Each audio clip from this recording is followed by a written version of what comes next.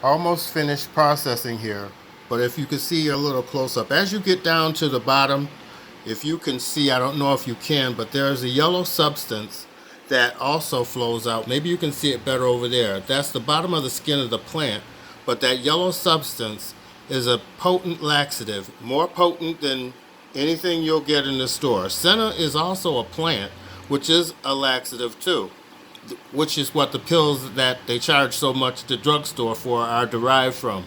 But that liquid right there, taken in maybe a quarter of a teaspoon, will solve any stomach issues that you have.